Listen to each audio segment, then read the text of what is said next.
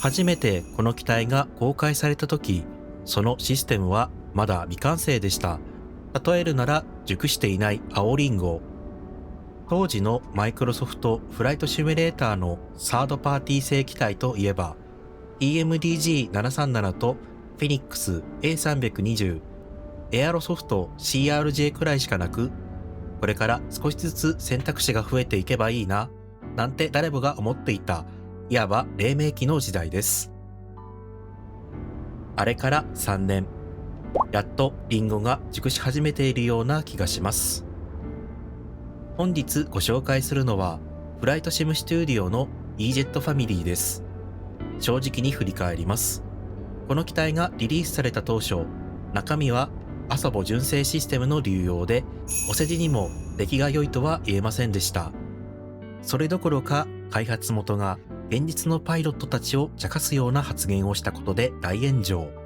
海外のみならず、日本のストリーマーたちからも批判や病みすぎる機体だとか、購入注意の動画が投稿されていたのが、今となっては遠い昔のようです。実際、この FSS E-Jet をご紹介するのは3年ぶり2回目です。同じアドオンをわざわざ再レビューすることは、フライバイワイヤーや EMDG などを除いて滅多にないのですが、今の E-Jet をもう一度レビューしてほしいというリスナーの皆さんからの要望にお答えして、再びコックピットに乗ることにしました。今日は過去を振り返りながら、この3年間で一体どこがどう変わったのかを見ていきましょう。まず変わったのが機体のラインナップです。3年前のリリース当初は E175 の1機しかありませんでしたが、その後短い E170 や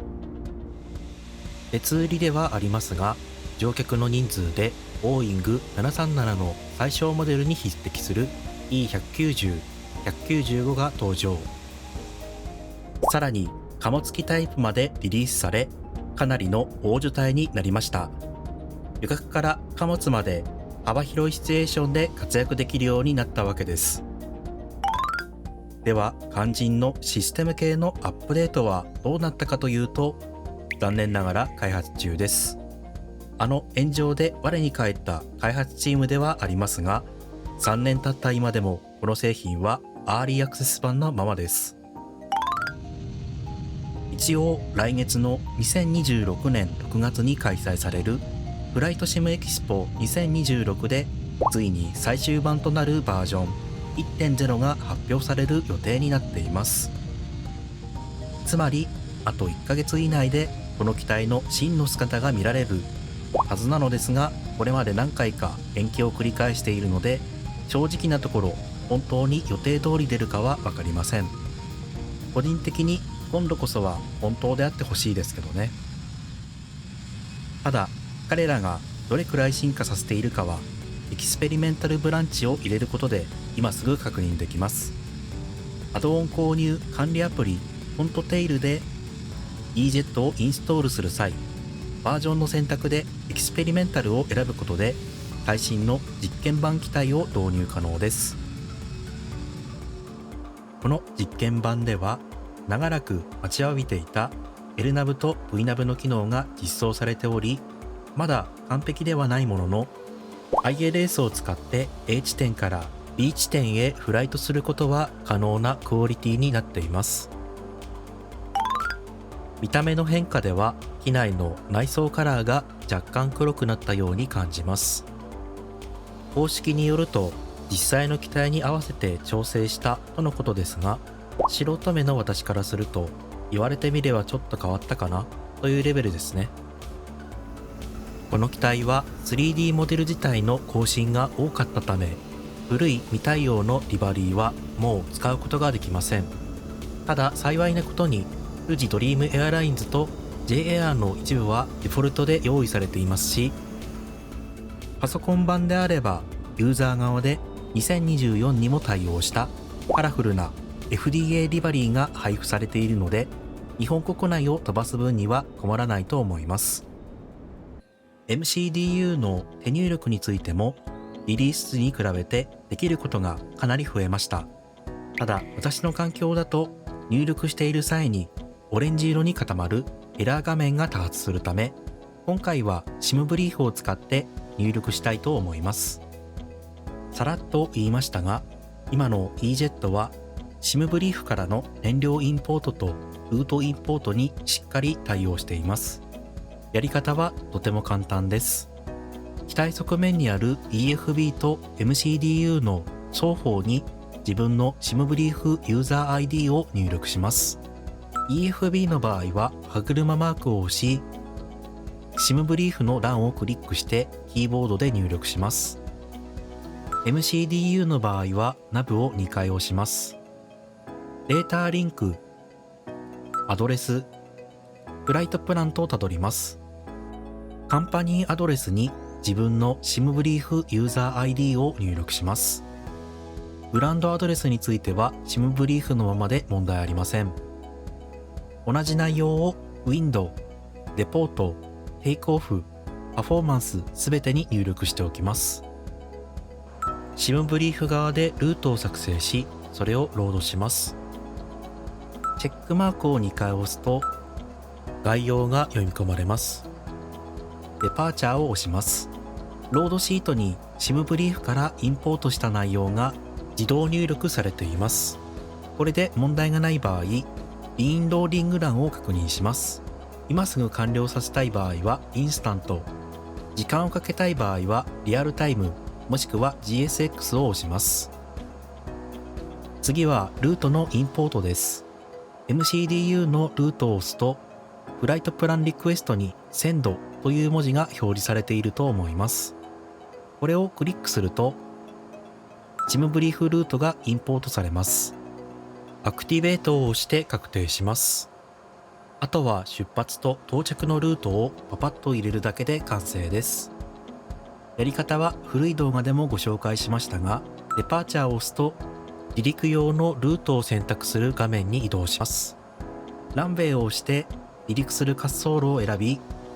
次にルートを選択します。トランジションを選んだら、アプライを押して確定します。次に到着ルートですが、左下のアライバルを押して、ランウェイを押すと入力画面に移ります。アプローチルートを設定するために32レフト ILS を選択します。ベクターにセルと表示されていることを確認したら、スターを選択します。そして最後にアライバル、アプライと順番に押して確定します。ウェイポイントセンターを押した上で、MFD の画面上にあるショートカットを操作すると、ルートが簡単に確認できます。マップの拡大・縮小に関しても、アドオン側でショートカットが用意されています。これもリリース時には入っていなかった変更点です。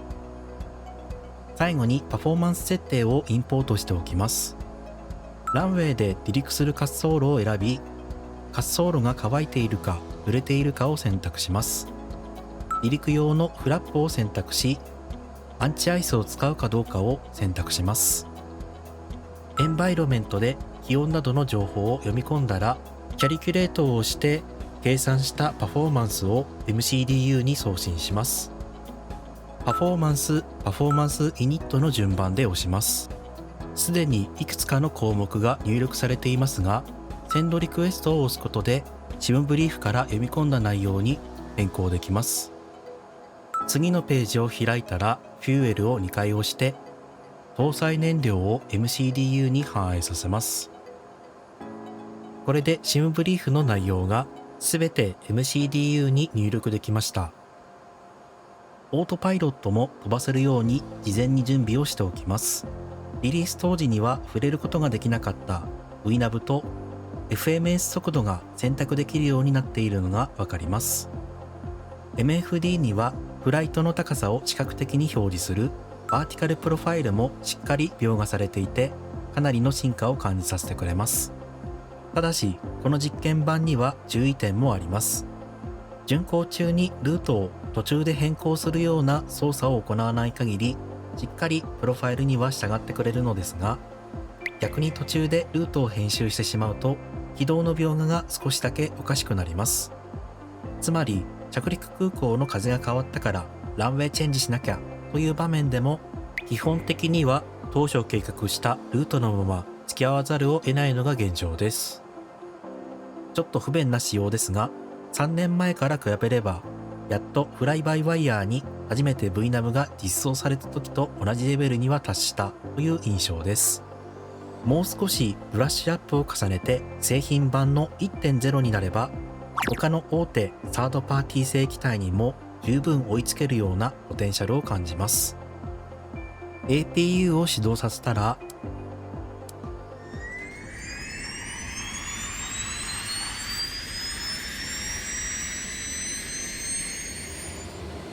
エンジンをスタートさせます。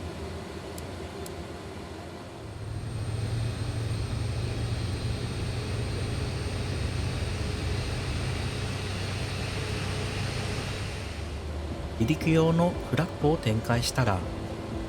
パーキングブレーキをリリースして滑走路前まで移動します。滑走路に到着したらオートスロットルを押し、スロットルのトガスイッチを押したら、スロットルを前に倒して離陸させます。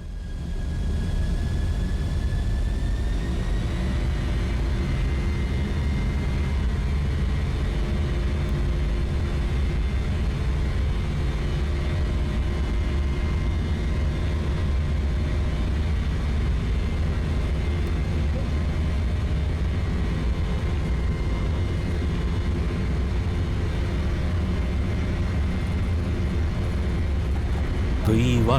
ローテート。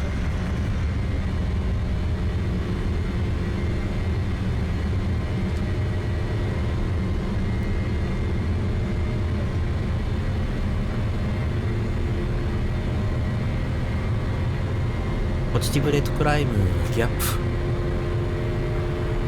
離陸後は VNAV ボタンを押してこの後のフライトを飛行機に任せます。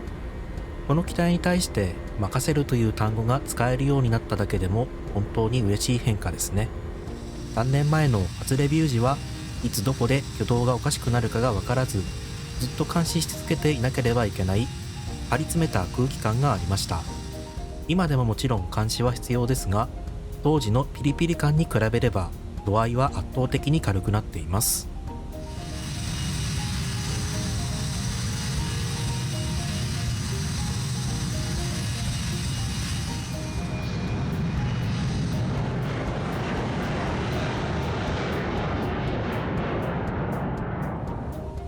さあ、降下を開始します。MFD のプロファイルを確認するだけで降下のタイミングが測れるのは本当にありがたいです。実際の機体はエアバスよりも少し賢いハイテク機と言われているエンブラエルですが、リリース当初のこのアドオンは電卓を常に横に準備して操作の片手間に叩いて必死に計算しないと降りられないよく脳を使う機体でした。今ではこの通り VNAV によって自動で降下できます。着陸用の設定を入力しておきます。特に何の問題もなく着陸空港にアプローチするタイミングになりました。懸念していた MCDU のオレンジ画面が出ることもなく順調に飛行してくれています。ただし ILS を実際に使うとなったタイミングで機体が急上昇するというハプニングが発生しました。まだ実験版なのでこの辺りの挙動は仕方がないのかもしれません。もう一度チャレンジすることでやっと安定しました。